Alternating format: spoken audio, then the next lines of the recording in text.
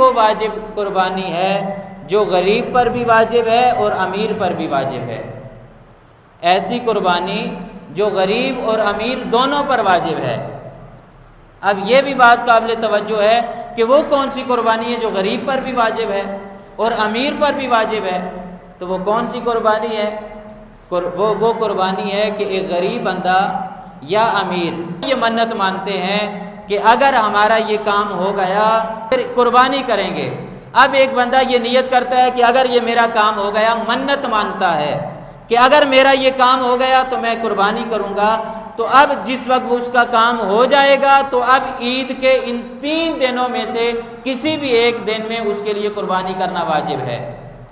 وہ اگر غریب ہے تو تب بھی اس کے اوپر یہ قربانی واجب ہے، اور اگر امیر ہے تو تب بھی اس کے اوپر واجب ہے۔